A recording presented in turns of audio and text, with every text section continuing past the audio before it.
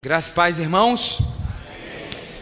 Muito bom ter você aqui que está nos visitando. Vocês são muito bem-vindos, como o Jansen disse. Estamos aqui para aprender juntos a palavra de Jesus. Então eu queria convidar você a abrir a sua Bíblia em 1 Coríntios, capítulo 14.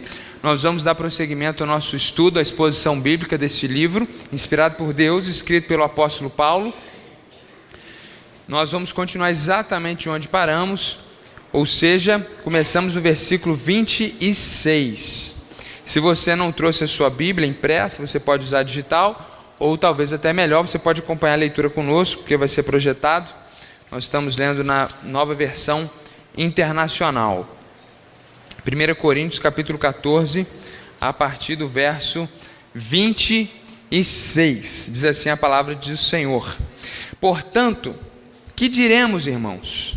Quando vocês se reúnem, cada um de vocês tem um salmo, ou uma palavra de instrução, uma revelação, uma palavra em uma língua, ou uma interpretação.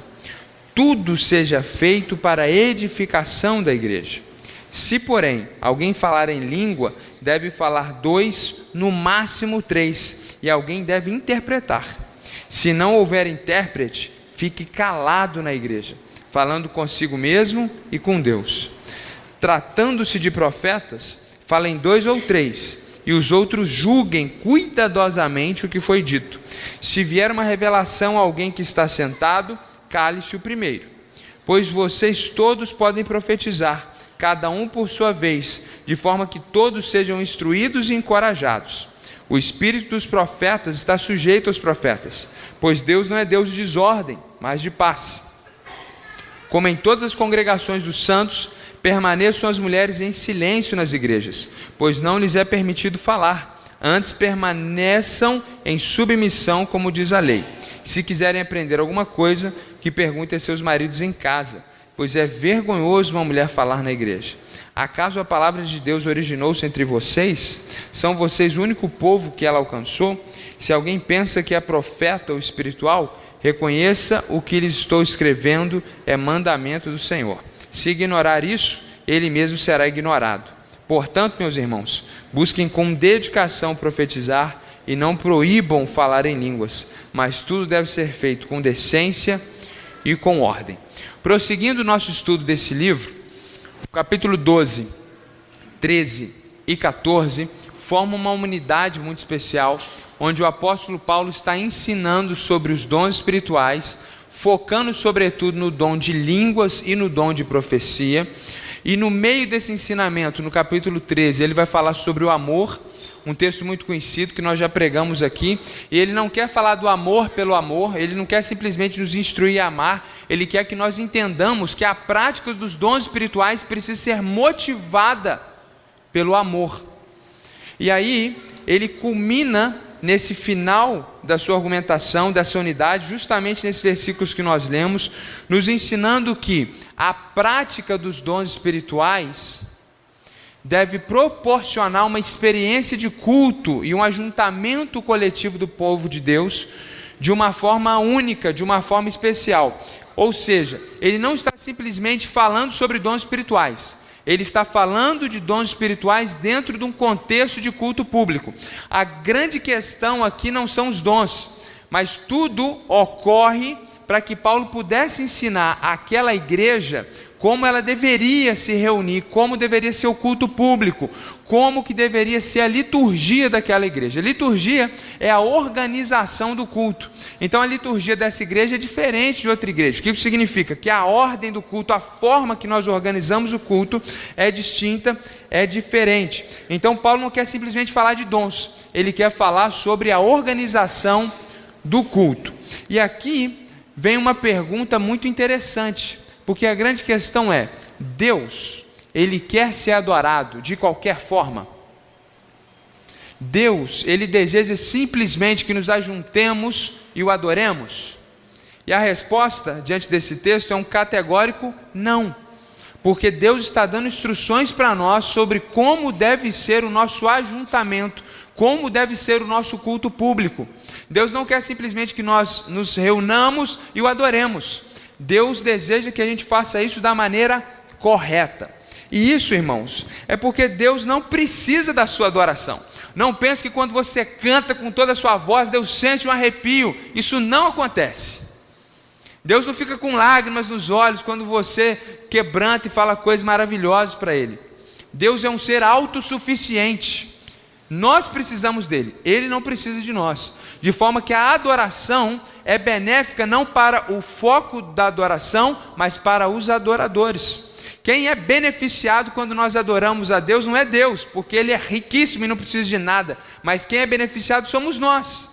Portanto, Deus deseja que nós o adoremos de forma correta, porque Ele deseja não simplesmente impor sua vontade, mas Ele quer de fato que nós cresçamos nessa experiência de culto, que nós venhamos a ser edificados enquanto nós estamos reunidos ao redor do nome de Jesus. Nesse texto, nós temos aqui Paulo, inspirado por Deus, portanto podemos dizer que o próprio Deus, Ele instituiu princípios que deveriam regular o nosso culto. São somente 3, mas extremamente profundos, e é sobre isso que nós queremos trabalhar hoje. O título dessa pregação é um culto que agrada a Deus. É isso que nós queremos estudar aqui hoje, como que nós devemos prestar um culto coletivo que agrada a Deus, e vamos expor esse texto colocando e expondo 3 princípios que a palavra de Deus nos traz. É uma reflexão muito relevante para os nossos dias, porque nós estamos num tempo de adoração extravagante, onde as pessoas se reúnem e acreditam que devem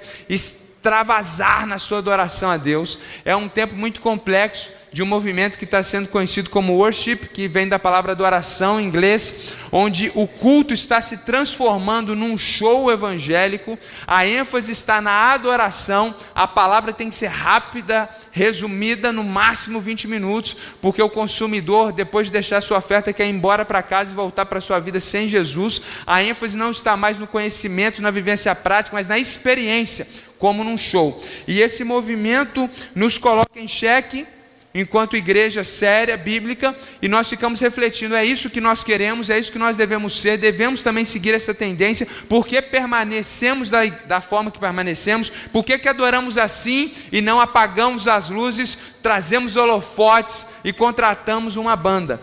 Quero dar um dado para os irmãos: muitas igrejas dos Estados Unidos, os seus ministros de louvor não fazem isso por adoração, senão por dinheiro. Eles são contratados.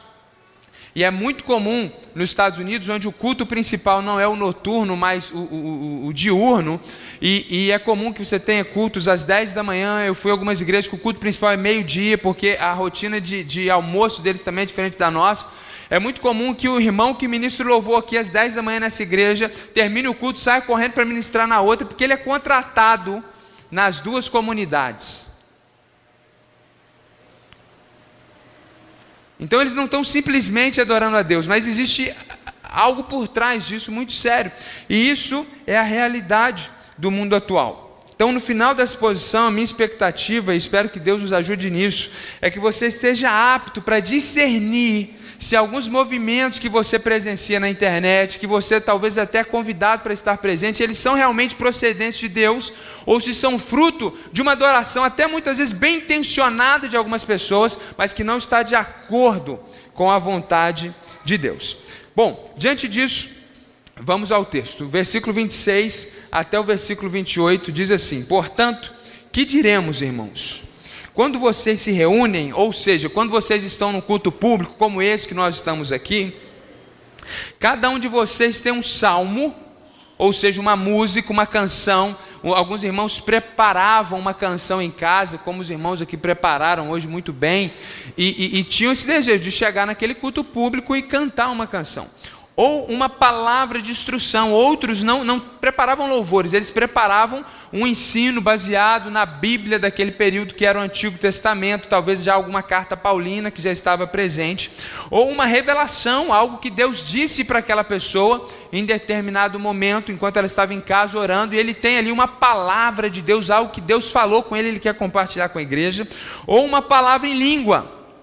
E a língua aqui é essa língua que você está acostumado em determinados contextos evangélicos brasileiros, essa experiência de alguém estar na comunidade de fé e falar uma língua desconhecida, ou uma interpretação, porque da mesma forma que alguém pode ser movido pelo Espírito a falar um idioma desconhecido, Deus move alguém com a capacidade interpretativa para interpretar aquilo para a igreja. Inclusive, se você quer entender melhor sobre isso, vá lá no YouTube ou no Spotify, escute a pregação desse mesmo capítulo, 1 Coríntios 14, de 1 a 25, onde nós explicamos isso profundamente. Tá, prosseguindo o texto, ele diz que tudo seja feito para a edificação da igreja. Tudo que nós fazemos no culto precisa ser para a edificação da coletividade. Se, porém, alguém falar em língua no culto, em língua desconhecida, devem falar 2, no máximo 3, e alguém deve interpretar. Então, se você não entendeu ainda, eu vou deixar muito claro o que ocorre em determinados contextos evangélicos, onde num momento de culto público, várias pessoas estão falando em língua ao mesmo tempo, isso é até encorajado, é pecado. Não vamos amenizar, é pecado, porque a Bíblia está dizendo claramente, 2 ou 3, por culto. E mais um detalhe, e alguém deve interpretar. Alguém pode falar em língua no culto, desde que tenha alguém com o dom de interpretação. Talvez o dom está sobre a mesma pessoa ou sobre um terceiro. Se não há interpretação, o que fazemos então? A Bíblia diz, se não houver intérprete, verso 28, fique calado na igreja, falando consigo mesmo e com Deus, no seu espírito, sem abrir a sua boca. Por que, irmãos, que ele é tão firme em relação ao dom de línguas? Porque o foco da adoração pública é a edificação coletiva. Esse é o primeiro princípio que nós queremos refletir aqui. O culto público, ele deve ocorrer para a edificação dos presentes. Então, quando você adora em casa, você pode fazer o que você quiser, se você não for antibíblico. Então, você pode chorar, você pode cair no chão, você pode vestir uma roupa de pano de saco, igual os homens do Antigo Testamento, isso na humilhação. Você pode pôr um resto de carvão na sua testa, igual o povo do Antigo Testamento, porque isso não está ofendendo a Deus. E talvez você é uma pessoa mais emotiva, mais emocional, como eu, e goste de se expressar de uma forma mais extravagante, fala alto, grita, chora. Não há problema nenhum se você faz isso dentro do seu quarto. Mas imagina você, nós estamos aqui num culto público, e de repente nós estamos aqui adorando, e você começa a berrar e chorar diante do Senhor, rolar no chão. A pergunta é, como que eu vou ser edificado? Eu sou edificado quando ao meu lado você canta, porque você me impulsiona a louvar o Senhor. E quando você não canta, você não me edifica. Eu não sou encorajado se eu estou sentado no banco e alguém está aqui ao meu lado olhando com cara de paisagem e pensando não sei em quê. Eu não sou edificado. Então você é encorajado a cantar com vontade. Se nós vamos aplaudir o Senhor, que a gente aplauda. E isso contribui para a edificação da coletividade. O ensino precisa ser claro, porque o propósito é a edificação. Eu não estou aqui para exibir meu conhecimento. Essa é a maior tentação dos pregadores. Chegar no púlpito e deixar o orgulho de lado, e não estar aqui para mostrar o quanto que ele estudou, não está aqui para mostrar o quão capaz ele é, mas falar de uma forma que os doutores compreendam e aqueles que não tiveram a oportunidade de educação formal também compreendam. E não simplesmente mostrar conhecimento e profundidade. Profundidade de uma forma simples e acessível. Deus quer alcançar você que é muito capaz, mas também essa criança de 10 anos que está aqui ouvindo. A palavra é para todos. Então, o púlpito tem que entender que é para edificação e não para autopromoção. As músicas não é do gosto de quem toca, mas é para edificação da igreja. Eu te confesso que eu sou uma pessoa extremamente eclética no que diz respeito à música. E nas minhas músicas que eu escuto para Deus, eu escuto de tudo. Você vai ficar chocado, mas até aquele forrozinho pentecostal de vez em quando eu escuto. Verdade. Pasmem. Aí eu escuto músicas em inglês, Hilson, escuto louvores em árabe,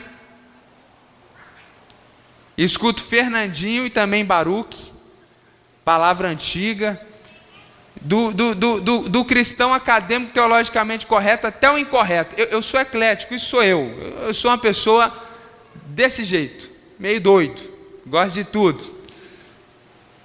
Agora, se nós vamos cantar aqui, nós precisamos cantar uma música que vai para a edificação da igreja. Porque essas músicas que eu escuto, às vezes tem umas heresias no meio. E aí eu falo, isso aqui, nessa parte não dá para cantar não. E essa aqui nem vou ouvir mais. Só que na hora de cantar na igreja, eu não posso escolher qualquer música que eu gosto. Eu tenho que pensar no gosto coletivo, eu tenho que pensar na maioria, porque o louvor é para a edificação da igreja.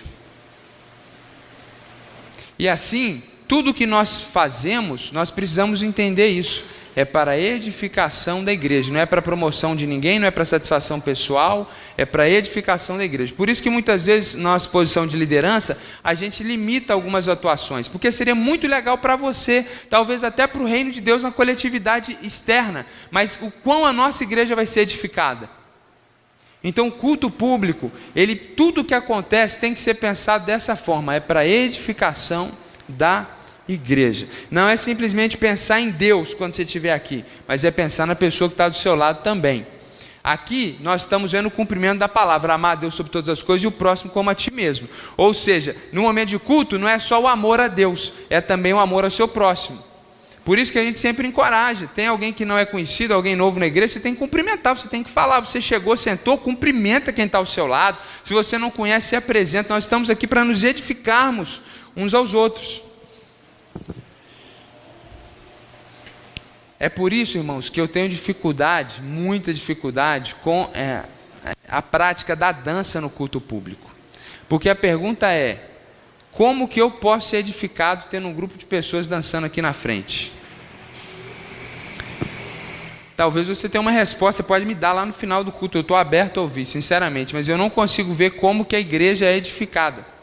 E eu vou confessar para você também, geralmente em igrejas que tem dança, na hora do culto, eu peco ferozmente, se eu não fechar os meus olhos. Primeiro, porque eu fico indignado com a falta de preparo na dança. Porque se você se propõe a fazer algo a Deus, você vai então estudar uma escola de dança e você venha dançar para Deus. Não entrega para Deus qualquer coisa que você ensaiou lá no seu quarto 3 vezes antes de chegar aqui. Então isso me irrita. Tudo que é mal feito na igreja me irrita. Porque para ganhar dinheiro a gente faz o melhor. Para ter os nossos títulos a gente faz o melhor. E para Deus a gente dá qualquer coisa. Isso é do diabo, é da carne, eu tenho pânico disso. Então, se vamos dançar, vamos dançar de verdade. Não vou inventar e falar que é uma coisa espontânea do Espírito, que é mentira. Primeira coisa. Segundo, eu peco com a sensualidade de algumas irmãs que vêm dançar aqui na frente. Te confesso, fico escandalizado. Terceiro, eu peco porque eu já estou quase aposentando no futebol com 31 anos, porque eu sou ruim de bola. É ruim, é chato, eu jogo no nível uma pelada mais forte, a gente fica deslocado. Lá na Jordânia eu era o rei do futebol, mas aqui no Brasil todo mundo é meio Pelé, meio Zico, então a gente fica meio constrangido. A gente tem que entender aquilo que a gente pode, aquilo que a gente não pode. A gente está organizando um projeto, e aí eu estava ali falando de marketing, a Lisa e a Natália estavam presentes, aí o Rafael falou comigo, falou, deixa isso aí com as meninas fazer o plano de marketing. Eu falei, é verdade, não é minha área, a gente tem que entender. Então tem gente que vê as pessoas dançando aqui à frente, quer dançar também. Você imagina se eu vim para o Ministério de Coreografia, irmãos? Me senti vocacionado para o Ministério. Não imagine. Não imagine. Então, eu peco muito. E eu não vejo como que a igreja é edificada. Sinceramente, eu não vejo. Então, fica aqui a letra, fica o recado. Tenho muitas dificuldades, preciso ser convencido pela Escritura que Deus quer ser adorado no culto público. Agora, eu mesmo danço. Quando eu estou orando, às vezes lá ouvindo louvor, eu danço com o Senhor, é um negócio sobrenatural. Você ia rir se você visse. Mas acontece às vezes. Agora, no culto público é complicado, tá, irmãos? Bom, cuidado com essa adoração extravagante, esses modismos que tem por aí, essa coisa de tem que dar lugar para o Espírito, tem que dar liberdade para o Espírito Santo, porque o culto é para a edificação da igreja. Então, se você dá a liberdade do Espírito, começa a ferir a liberdade do seu irmão, eu acho que não é o Espírito de Deus. Ou se é o Espírito de Deus, você está usando errado aquilo que ele está te dando. Você tem que considerar quem está do seu lado. Mas, irmãos, alguns contextos evangélicos, algumas práticas que ocorrem, realmente não colaboram para a edificação de ninguém. Só para a satisfação do ego de determinadas pessoas.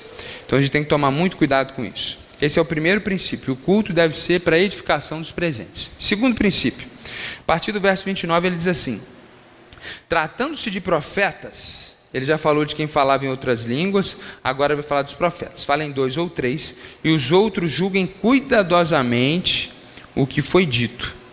Então, o que é o profeta nesse contexto? É alguém que no meio do culto ele se sente tocado por Deus para dar uma palavra específica. Sabe essa coisa que às vezes você está no culto e aí você está ouvindo a palavra de Deus, a pregação, até durante o louvor, e Deus abre seu entendimento, uma verdade espiritual vem ao seu coração, e às vezes você é impelido por Deus. Se você tivesse a oportunidade, você queria vir aqui à frente falar aquilo para a igreja, que é uma palavra de Deus ali. Esse é o profeta naquele contexto, alguém que é movido por Deus, uma palavra de Deus para exortar, para consolar ou para trazer uma edificação. Então ele diz que no culto 2 ou 3 também, e os outros profetas julguem aquele que está falando. Então alguém às vezes tocado por Deus vem aqui na frente e começa a falar algo, e os outros profetas falam: pode parar, porque isso aí não é de Deus não, isso aí não é bíblico. Era esse o contexto da igreja de Corinto. Então no máximo 2 ou 3, e os outros deveriam julgar cuidadosamente o que foi dito. Se vier uma revelação, alguém que está sentado, ou seja, tem um profeta aqui falando, alguém trazendo uma mensagem de Deus, alguém está sentado, veio também uma palavra de Deus para ele, o texto bíblico diz que cale-se o primeiro. Aqui as traduções trazem duas ideias. Uma ideia é de que, se eu estou aqui falando algo de Deus, e Deus te deu uma revelação, eu devo me calar e você imediatamente vem. Essa é a tradução que talvez a NVI parece demonstrar, mas que eu acho que não é exatamente isso que o texto está dizendo. Outras traduções deixam mais claro a ideia de que, enquanto Deus fala algo contigo, primeiro eu termino de falar, me assento, e aí você vem expressar aquilo que Deus colocou no seu coração. Isso fica muito evidente no contexto, quando ele diz no versículo 31, pois vocês todos podem profetizar, cada um por sua vez, de forma que todos sejam instruídos e encorajados. O espírito dos profetas está sujeito aos profetas. Muito cuidado. Deus me tomou, Deus me levou, eu falei, Deus que me obrigou a fazer. O espírito dos profetas sujeito aos profetas. Deus não vai obrigar você a interromper um culto e passar por cima em nome de Deus. Isso não existe. O espírito dos profetas é sujeito aos profetas, ou seja, o Deus que fala com o profeta respeita o profeta, de forma que, se Deus, alguém está falando algo aqui, não vem você falar: mas Deus está mandando eu dizer agora. Não está nada. Controle-se. O texto fala que é possível você se controlar e aguardar o seu irmão terminar. Pois Deus, versículo 33, não é Deus de desordem, mas de paz. E aqui nós temos o segundo princípio. O culto público precisa ter organização. Culto público não é um pequeno grupo na nossa casa, que a gente chega, bate um papo, e aí vamos fazer um estudo aqui, e aí a galera está ali, e está tranquila, a gente canta. Não, aqui, não vamos cantar essa não, vamos cantar outra. É um pequeno grupo em casa, é para isso. Agora, um culto público, ele tem que ter organização. A palavra usa aqui, a Bíblia usa a palavra ordem. Por isso que nós fazemos a ordem do culto, a gente organiza. Até os avisos que quem avisa aqui dá, tem uma ordem, tem um objetivo. Se você prestar atenção, se você é uma pessoa mais perspicaz, geralmente os avisos eles têm uma progressão relacionada ao tempo. Então primeiro dá o aviso da quarta-feira, depois ele dá o aviso da quinta-feira, depois ele começou a falar do próximo final de semana. A gente também mescla no que diz respeito à importância. Eu gasto geralmente 1h30, 2 horas por semana para preparar a ordem do culto, para pensar tudo que nós vamos falar, como que nós vamos falar. Eu mando, o Jansen veio aqui, ele recebeu a ordem do culto, ele recebeu um áudio explicando o que nós temos que enfatizar, o que nós não tínhamos que enfatizar. O pastor Vantuí já recebeu também para hoje à noite. Existe um planejamento. E aí você acha, é bobeira. É bobeira se eu não fizesse isso? Você talvez não gostaria de estar nessa igreja, porque quando a gente deixa as coisas soltas, cada um vem aqui na frente, fala o que quer, faz o que quer, é uma bagunça, o negócio que era para dar o recado não dá, e aí a coisa vai acontecendo, fica aquele ambiente, aquela coisa feia, aquela coisa chata, e as pessoas não se sentem à vontade. É muito bom chegar num ambiente, ter um louvor muito bem organizado, ter uma direção de culto, as coisas têm a sua ordem. O visitante é muito importante para a gente, por isso que a gente começa a apresentá-lo na hora dos avisos. A primeira coisa é apresentar quem está chegando. Então, tudo é pensado com ordem, com decência e com planejamento. Então, quando o culto não tem isso, em nome de Deus, eu não vejo base bíblica. Se você está orando no seu quarto, não precisa ter ordem não, meu irmão. Faz o que você quiser. Canta, jejua, lê a palavra, ora de novo, lê de novo a palavra. Não precisa ter preocupação.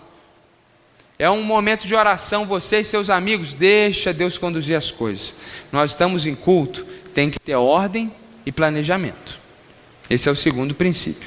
E o terceiro princípio, mais delicado, começa a partir do verso 33, na segunda parte do versículo. Quando ele termina em mas de paz, na parte B do versículo 33, ele começa um outro pensamento. Ele diz: como em todas as congregações dos santos, permaneçam as mulheres em silêncio nas igrejas, pois não lhes é permitido falar, antes permaneçam em submissão, como diz a lei. Bom, primeiramente, ele não está falando aqui de um silêncio total, completo e absoluto, de forma que a mulher não poderia falar de maneira nenhuma. Qual é a prova disso? É o contexto? É a cultura? Não tem nada disso, é a própria Bíblia. 1 Coríntios 11, nós já pregamos aqui, nós vemos a mulher orando e profetizando na igreja de Corinto. Então, quando ele fala que a mulher deve permanecer em silêncio e que não é permitido falar, não é que ela não pode falar qualquer coisa, nem que ela não possa profetizar, orar, participar do culto, porque a gente vê em 1 Coríntios 11 que isso acontecia. Então ele está falando de um certo silêncio e de um certo silenciar, que é o que nós queremos descobrir. Então que silêncio é esse que a mulher deve guardar? E a Bíblia vai nos dar esclarecimento logo aqui em seguida. Se quiserem aprender alguma coisa, que perguntem a seus maridos em casa, pois é vergonhoso uma mulher falar na igreja. Mais uma vez, em 1 Coríntios 11, a mulher não simplesmente fazia perguntas, ela profetizava, ela chegava dentro da igreja e dava uma palavra de Deus para a igreja, ela orava. Então não faz sentido a gente olhar aqui, isso de forma literal, porque seria uma contradição com 1 Coríntios 11. Então, do que Paulo está falando, quando ele diz que a mulher não pode fazer pergunta na hora do culto, mas ela deve perguntar ao marido em casa. O que Paulo está falando é justamente do contexto do verso 29. Tratando-se dos profetas, falem 2 ou 3, e os outros julguem cuidadosamente o que foi dito. O que ocorria na igreja de Corinto é o seguinte: alguém vinha em nome de Deus e trazia uma palavra, uma profecia, algo curto. Até uma mulher poderia fazer isso. A gente fez 1 Coríntios 11. Os líderes da igreja, os homens que tinham autoridade de Deus, eles julgavam aquela palavra, se ela vinha de Deus ou se ela não vinha de Deus. E ali muitas vezes havia uma discussão, porque um falava uma coisa e o outro homem de Deus se levantava e dizia: olha, mas a palavra de Deus diz isso, e o outro fala, mas ela também diz aquilo. E ali eles chegavam num consenso para saber se aquela profecia era de Deus ou não. A profecia poderia ter algo prefigurando o futuro, anunciando o futuro, mas ela geralmente, como o profeta Ágabo em Atos, mas geralmente era algo relacionado à edificação da igreja, ao contexto da igreja, uma exortação, uma palavra de encorajamento, algo desse tipo. E esses homens de Deus ali, eles julgavam aquela profecia. E ali muitas vezes havia uma discussão. É nesse momento que a mulher deveria ficar calada. É nesse momento que ela deveria ficar calada, enquanto os homens discutem de forma autoritativa para definir o que é palavra de Deus e o que não é palavra de Deus. Paulo fala que a mulher fique calada. Esse é o momento que ela não deve falar. E se ela quiser contribuir com essa discussão, que ela converse com o seu marido em casa. Por que Paulo está falando isso?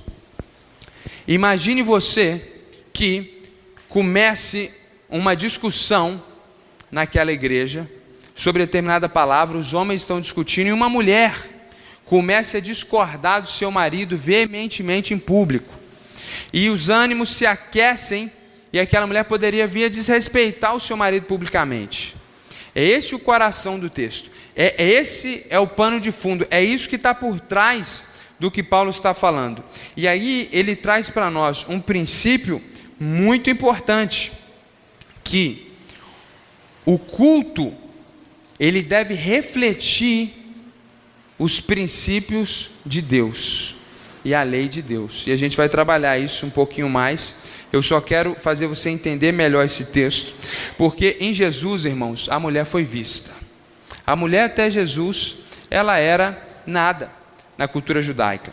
Ela era, muitas vezes, pior do que um escravo homem. Mas Jesus, ele falou com mulheres, as mulheres foram importantíssimas para o seu ministério. Jesus recolocou a mulher na sociedade através da igreja. Isso é algo fenomenal, é algo incrível e até o mundo reconhece isso. Nós entendemos pela palavra de Deus, e Jesus resgata isso, que a mulher tem uma dignidade espiritual tal qual como o homem, que diante de Deus não existe diferença entre homem e mulher. Espiritualmente somos todos filhos e filhas de Deus, servos do Senhor Jesus Cristo, herdeiros do mesmo céu, e não haverá na eternidade de maneira alguma lugar especial para homens, de forma nenhuma. E Jesus e a Escritura apontam para isso. Agora, em 1 Coríntios 11, nós vemos que a palavra de Deus limita a participação das mulheres no culto, de forma que essa liberdade que Cristo deu às mulheres e esse resgate de Cristo, esse resgate das mulheres por Cristo, não viesse a se tornar o que nós temos hoje, que é um feminismo evangélico, onde as mulheres que foram resgatadas e recolocadas por Cristo dentro da sociedade, dentro da igreja, porque aqui a gente reconhece a irmã como eu reconheço meu irmão, somos todos irmãos e irmãs. Só que o erro e o perigo que poderia acontecer, que Paulo quer prevenir e que acontece hoje, é que essa mulher que foi recolocada na igreja, na sociedade, ela agora quer sobrepujar a ordem estipulada por Deus e liderar a sua família, liderar o seu marido, e é a tendência do Éden que nós estamos tentando combater aqui, que a palavra de Deus está combatendo aqui, porque desde o início foi assim. Qual foi talvez o primeiro pecado de Eva? Passar na frente do seu marido, pegar a fruta. As mulheres, por natureza, elas têm essa tendência de não esperarem, sobretudo nessa cultura nossa cheia de feminismo. Ela quer tomar a frente, ela quer passar, ela quer ser primeira, ela quer ir à frente do seu marido, e nós homens temos uma tendência contrária, também pecaminosa, de sermos omissos. Homens têm a tendência de ser omissos. Então a gente deixa a mulher decidir, não fala e depois briga com ela. Mas você falou isso, você fez isso. E a mulher geralmente fala: mas por que você não falou? Isso é muito comum de acontecer. Os homens são tentados à omissão e as mulheres são tentadas à usurpação. Deus estipulou uma ordem dentro da família e do casamento. Homens devem liderar, as mulheres devem auxiliá-lo nessa liderança. E aí, o que Paulo quer combater aqui é justamente a inversão dessa ordem familiar dentro da igreja. Porque se você tem dentro da família um homem que é líder, mas dentro da igreja esse homem é um homem omisso, é um homem apático, é um homem que não lidera nada, e essa mulher se torna uma referência espiritual, essa mulher se torna a pastora da igreja, como que fica a liderança espiritual desse homem em casa, se a mulher é a pastora dele? Há problema se a mulher for a gerente do banco e ele for o caixa? Não tem problema nenhum, porque a liderança dentro do banco é restrita ao banco, mas a liderança na igreja é um problema, porque eu não sou seu pastor somente aqui dentro. Por onde você andar, eu tenho uma responsabilidade diante de Deus com você, e você tem um respeito que você me deve enquanto pastor e líder dessa igreja. A liderança espiritual, ela está para além das quatro paredes. De forma que se você é uma líder espiritual na igreja e lidera o seu marido, você está invertendo a ordem de Deus colocada no Gênesis, a ordem familiar. É por isso que Paulo diz que a mulher pode fazer tudo na igreja, mas tem um silêncio que ela tem que guardar. E que silêncio é esse nos dias de hoje? Na prática, o que nós podemos aplicar desse texto? Primeiramente, diante desse texto e de outros que eu já expus aqui, eu tenho uma convicção absoluta de que Deus jamais chama uma mulher para ser pastora. Isso é antibíblico e Deus não muda a sua palavra. Então eu respeito as mulheres que têm esse título, eu não trato elas como se não fossem mulheres de Deus, eu as amo em Cristo Jesus, são minhas irmãs em Cristo, vamos para o céu juntos, mas eu tenho certeza que no último dia elas vão responder ao Senhor diante disso. Isso é um equívoco, como eu também tenho os meus. Então não estou falando que esse é um equívoco que a manda para o inferno, mas não é correto. Eu não estou falando que Deus não as usa, porque Deus usa até quem está no pecado muitas das vezes. Deus trabalha para além dos nossos erros e acertos, mas eu tenho convicção que Deus não tem chamado mulheres para ser pastoras. E aqui existe uma divergência muito grande nesse segundo ponto, na segunda aplicação. Eu também tenho convicção, mas aqui há uma divergência muito grande, e aqui eu respeito quem pensa contrário e vou de primeira marcha, não sou tão veemente e forte, mas eu entendo que por causa desse texto, Deus não chamou mulheres para pregarem num local onde homens estejam como um culto público desse. Então a mulher pode, num culto público, ministrar o louvor, cantar, orar, dirigir o culto, fazer orações, dar o seu testemunho, como a Ellen deu aqui, muito bem dado, sem entrar na autoridade da palavra de Deus, sem se colocar como aquele, como eu estou me colocando aqui. Eu me coloco numa posição de autoridade, porque tudo que eu estou falando aqui, eu estou falando baseado na palavra de Deus. Então tudo que eu disse aqui, se não está diante da palavra de Deus, é palha, lixo. O que eu falei que está de acordo com a palavra de Deus, é palavra de Deus. A Ellen não se colocou assim, ela deu seu testemunho, ela contou histórias. Eu não estou aqui te contando história, eu não estou aqui te contando testemunho, eu estou falando a palavra de Deus, eu estou numa posição de autoridade. E eu acredito, portanto, que sendo esse o ofício principal de um pastor, Deus não chama mulheres para fazer algo que é reservado ao pastor. Eu acredito que a mulher pode evangelizar homens dentro e fora da igreja, a mulher pode aconselhar homens dentro e fora da igreja, e tudo isso que eu disse, mas essa posição de chegar e expor o texto bíblico, eu particularmente acredito que não é algo reservado a mulheres. São as duas únicas coisas que eu entendo que a mulher não deve fazer para que Deus possa preservar a ordem estipulada dentro do casamento. Porque naturalmente uma mulher de Deus, ela vai pregar esporadicamente e ela vai ser submissa ao seu marido. Na prática é isso que acontece, a mulher não prega só uma vez e continua submissa ao marido. Ela se torna a mulher de Deus, lidera o marido, lidera a casa. O homem, quando ele é muito banana, ele continua no seu pecado, sendo liderado. Quando o homem tenta ser homem, a mulher larga dele em nome de Jesus. Você está atrapalhando o meu ministério. Então, irmãos, isso para mim é algo muito sério. Eu respeito quem entende que a mulher pode pregar esporadicamente, e respeito isso.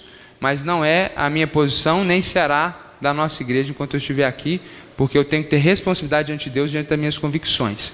Agora, aqueles que pensam que a mulher pode ser pastora, por favor, guarde para você, não ensine isso para ninguém, nem compartilhe isso na igreja, porque eu acho que isso é errado, categoricamente errado. Prosseguindo então, esse é um ponto que Paulo está trabalhando na igreja, mas o grande princípio é que no culto público, nós precisamos refletir, enquanto nós adoramos a Deus, os princípios sagrados e eternos da palavra de Deus. Então, um exemplo para sair dessa questão, quando nós recebemos bem alguém que está nos visitando, nós temos dentro da nossa ordem de culto bem planejada essa recepção, os irmãos vão lá, dão um abraço, dão um carinho. Se Deus quiser, nós estamos preparando um material institucional que fala sobre a nossa igreja, nossa visão, nossos pilares. Nós estamos para começar, se Deus quiser, um ministério para dar estudo bíblico para quem está chegando e não conhece Jesus ainda. Irmã Luzia está cheia de paixão por esse ministério. Nós queremos dar para todo mundo que chegar aqui na igreja. O plano é isso, até o final do ano, o visitante se levanta, ele recebeu um presente nosso, ali um material falando da nossa igreja, um livro, uma Bíblia. A gente quer valorizar. Quando a gente faz isso no culto, a gente está apontando para um princípio bíblico profundo, que é qual? Que nós devemos discipular todas as nações, que nós devemos anunciar o reino de Deus. Então, quando a gente recebe bem uma pessoa, não é simplesmente porque nós temos que ser educados, é porque nós queremos levar pessoas até Jesus. Nós queremos mostrar para elas o amor de Deus. Então, quando nós temos essa postura e a mulher se limita na sua atuação, nós estamos anunciando para o mundo isso, que nós acreditamos que Deus estipulou uma ordem no casamento. Deus não é só o autor da família, mas Ele colocou o homem como líder dessa família e a mulher para auxiliá-lo na missão de glorificar a Deus entre as nações, sendo seus filhos reflexos da glória de Deus. Deus deu uma missão para você, homem, e uma mulher para te ajudar. A sua missão é criar os seus filhos para glorificar a Deus entre as nações. É o que Deus falou com Adão e Eva: tenham muitos filhos, multipliquem e se espalhem sobre a terra. Porque enquanto o homem é a imagem e semelhança de Deus, quanto nós espalhamos pela terra, nós estamos refletindo a glória de Deus em toda a terra. Então você é chamado para discipular a sua família, para fazer dos seus filhos discípulos que vão ser homens e mulheres de Deus ao redor do mundo. Esse é o nosso chamado, e a mulher vem para contribuir com isso. Então, quando nós temos esse princípio, nós não estamos dizendo só, como evangélicos brasileiros, que nós somos a favor da família. Quando nós nos posicionamos biblicamente contra divórcio e recasamento, nós estamos anunciando para o mundo exatamente isso, que nós cremos em casamento monogâmico, ele não é contrato, ele é uma aliança. E não fique ofendido, preocupado se você está no seu quarto casamento. Viva a partir da revelação que você tem e entenda casamento a partir de agora como uma aliança. O que passou, passou, não deixa o diabo te acusar, viva a graça e a misericórdia de Deus, mas entenda isso muito bem. Então, todas essas práticas no culto público, por isso que o texto bíblico diz que pastor não pode ser recasado. Então, quando no culto público você tem um pastor que não é recasado, nós estamos anunciando para a igreja, para o mundo, refletindo esse princípio sagrado de que casamento é uma aliança. Quando eu não tenho uma pastora no púlpito, eu estou anunciando a ordem que Deus estipulou que homens lideram as suas esposas dentro do casamento, como Cristo liderou a igreja, não é como tirano, safado, sem vergonha, é uma liderança de serviço, de amor e de entrega, como foi a de Jesus. E quando nós recebemos bem o visitante, nós estamos refletindo: ide por todo o mundo, façam o evangelho de todas as nações. O culto precisa ser pensado para refletir os princípios bíblicos. É por isso que a coisa mais importante do nosso culto é a exposição bíblica, porque nós estamos aqui dizendo que a coisa mais importante para nós é Jesus, porque a Bíblia diz no João capítulo 1 que Jesus é a palavra de Deus. Então, quando nós temos um culto que a pessoa sai daqui não empolgada com a música, não empolgada com o pessoal bacana, mas sai desnorteado, que a palavra veio, quebrou legal, é isso que a gente quer. O centro é a palavra, não importa quem prega, se sou eu, sou outro pastor, não é para falar de psicologia aqui. A gente pode ter uma palestra de psicologia, a Luana está preparando várias palestras ao longo do ano, sobre depressão, sobre ansiedade, sobre suicídio, vai ser uma benção. Agora, no culto público é exposição bíblica, não é para contar historinha, por isso que o testemunho é 10 minutos, não é para ficar aqui contando sua história, a gente quer ouvir sua história em outro momento. O culto é a palavra, porque Cristo é a palavra, e quando nós fazemos assim, nós estamos anunciando para o mundo que Cristo é o centro de todas as coisas. Por isso que o aviso é no meio, diluído, e eu quero que você saia com a palavra na cabeça. Por isso que a gente mudou. Antes tinha palavra, depois tinha 30 minutos de aviso, e você nem sabia o que foi pregado. Porque a gente quer refletir com essa organização que a palavra é o clímax do culto, porque a palavra é quando Deus fala conosco e não quando a gente fala com Deus. Então tudo tem que ser planejado e organizado para refletir os princípios sagrados. E aí nós estamos inculcando na sua mente verdades de forma inconsciente, mas que você aprende pela forma que nós organizamos o culto. Portanto, irmãos, ele conclui: acaso, versículo 36, a palavra de Deus originou-se entre vocês? Porque os coríntios eram terríveis, arrogantes, e provavelmente quando eles ouviram isso, eles ficaram revoltados com Paulo, como talvez você está revoltado comigo. E aí ele falou: vocês estão achando, Paulo falando, que a igreja começou com vocês? Vocês acham que é vocês que vão determinar como que a igreja de Cristo vai caminhar? E aí ele diz o seguinte, lá no verso 33, parte B: como em todas as congregações dos santos. E aí ele ensina esses princípios que eu falei aqui sobre a posição da mulher no culto público. Ele está falando: vocês acham, Coríntios, que vocês podem mudar a ordem da igreja de Deus? E eu asseguro para os irmãos, tudo que eu estou falando para vocês, irmãos, era verdade na igreja de Deus até o século 20. Sabe por que a igreja mudou no século 20? Será que é porque ela se tornou mais espiritual?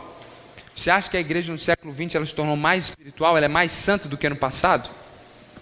Então é no século XX que surgiram as pastoras, é no século XX que surgiu o culto show, é no século XX que surgiu o culto light, pregaçãozinha de 15 minutos, com muita psicologia para fazer você sentir e voltar para o seu pecado do mesmo jeito que você entrou na igreja. Isso tudo mudou, irmãos. Tem 100 anos que isso começou a mudar. E mudou para valer mesmo, justamente naquele período de revolução sexual, década de 60 nos Estados Unidos, e o feminismo chegou ao mundo de forma plena e completa. Nenhuma mulher que se propôs a ser no passado e quebrar esses paradigmas bíblicos, quebrou porque estava inspirado pela palavra de Deus. É justamente o movimento sociocultural de feminismo que aquelas mulheres, não com uma cosmovisão bíblica, mas com uma cosmovisão secular, começaram a olhar para a escritura de uma forma equivocada e a tragédia foi iniciada. Então ele está dizendo isso: a palavra não se originou em vocês, são vocês o único povo que ela alcançou? De forma nenhuma. Se alguém pensa que é profeta ou espiritual, reconheça que o que lhes estou escrevendo é mandamento do Senhor. Se ignorar isso, ele mesmo será ignorado. Aqui, irmãos, eu não vou parafrasear Paulo de forma nenhuma e dizer: olha, se você não obedece o que eu estou dizendo, você está equivocado. Não. Não é a minha interpretação da escritura, de maneira nenhuma. É a submissão à palavra de Deus. Paulo podia dizer isso dessa forma, porque ele não era só mais um pastor, ele estava aqui falando inspirado por Deus. Então o ensinamento que nós temos aqui é: se nós pensamos ser profeta ou espiritual, nós devemos reconhecer que a palavra de Deus, ela é verdadeira. Porque muitos, em nome de Deus, estão indo contra a palavra de Deus. É aquela velha coisa, o cara chega e, não, mas Deus me tocou para fazer isso aqui, ele faz uma coisa antibíblica. Deus não tocou coisa nenhuma. Se você acha que isso é espiritual, que você fala com Deus, então reconheça que a palavra de Deus é correta. Logo que cheguei na igreja, um líder me perguntou: pastor, essa questão sua de planejamento, de organização, onde fica o Espírito Santo? Ele fica no meu coração, e o mesmo Espírito Santo que toca a pessoa para fazer uma coisa do nada, ele fala comigo durante a semana inteira. Por que o Espírito Santo só atua na hora que o pregador chega aqui? Eu acho ridículo isso, porque tem que ser falado. O cara chega: Deus mudou a minha pregação. Tá, o que você estava fazendo 7 dias que ele não falou nada contigo, para ele mudar de repente? Mudou de ideia? Deus não muda de ideia não, irmãos. Ou Deus não falou com você lá atrás, então você chega e fala: irmãos, essa semana eu preparei, trabalhei, olha, mas eu não tinha convicção do que, e Deus está me falando aqui agora, ponto. Porque Deus não muda de ideia.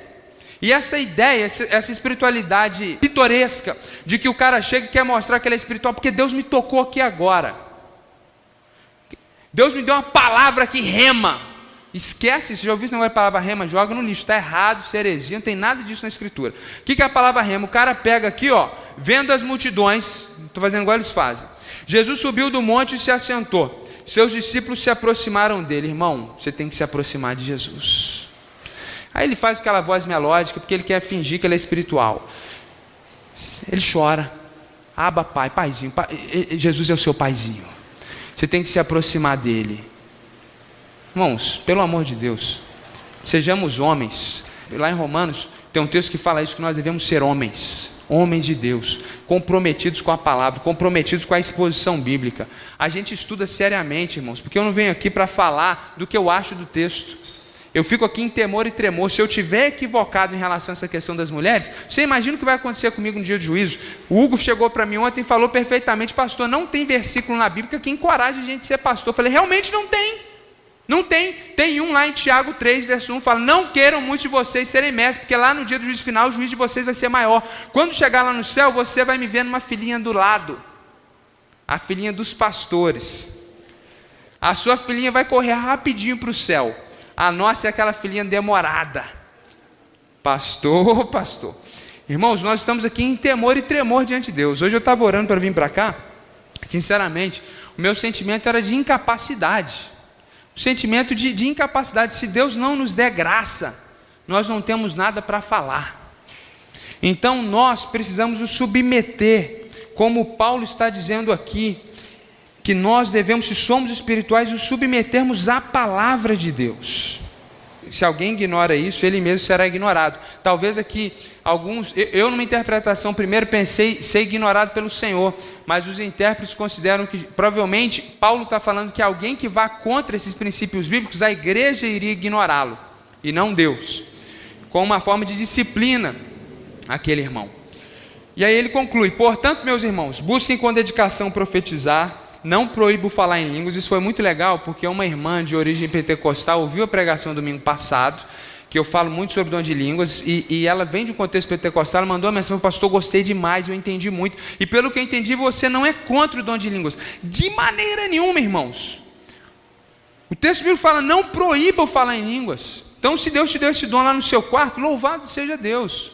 Agora, se é no culto público, tem que ter intérprete, senão é errado. A gente só quer ser bíblico, então a gente não está proibindo nada.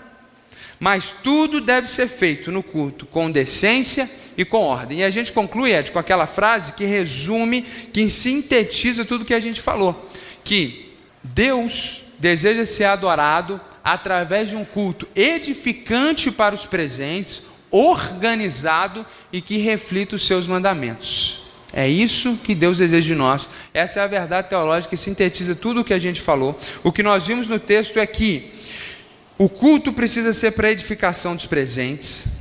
Ele precisa ser um culto organizado, planejado, com ordem, com decência, e que ele deve refletir princípios sagrados, bíblicos, e eterno. Deus deseja ser adorado através de um culto edificante para os presentes, organizado e que reflita os seus mandamentos. Portanto, quando você estiver ouvindo uma pregação na internet, assistindo um culto, quando você for convidado a ir a uma igreja, não precisa ficar com aquele olhar crítico, aquela coisa negativa, porque Deus é misericordioso, bondoso, se manifesta em todos os lugares. Não em todos, mas em muitos. Agora, por outro lado, tenha sabedoria e discernimento. E não tenha como algo incrível, divino, sobrenatural, só porque se chama sagrado espiritual. Só porque eles dizem que é de Deus, não creia que é de Deus. Tenha uma perspectiva bíblica. Coloque os óculos dessa verdade espiritual e analise o que está ao seu redor. Decida estar numa igreja que preste esse culto ao Senhor. Nós temos muitas em Juiz de Fora, nós não somos os únicos, graças a Deus. Tem várias igrejas na nossa cidade que prestam esse culto bíblico ao Senhor. E tome cuidado com aquilo que foge da palavra de Deus. Às vezes, irmãos, é mais gostoso o culto que foge da palavra de Deus, porque o pecado é gostoso. Até esse pecado espiritual, ele é gostoso. Gostoso aquele negócio, aquele frenesi, aquela sensação, aquele culto. O Léo trabalhou muito bem na quarta-feira, né? O culto que se assemelha a um evento de hipersensibilização do indivíduo, da alma, do coração. O indivíduo sai dali, cara, que experiência!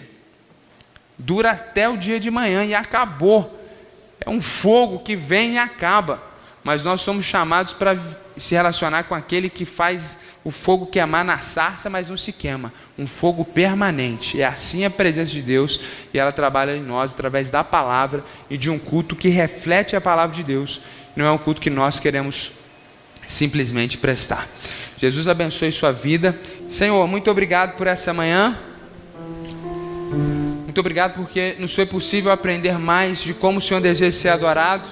E nós queremos a cada dia, Senhor, nos conformar a essas verdades, de forma que o Teu nome seja glorificado, exaltado e bendito em nós, não somente individualmente, mas na nossa coletividade como igreja. Em nome de Jesus que nós oramos. Amém.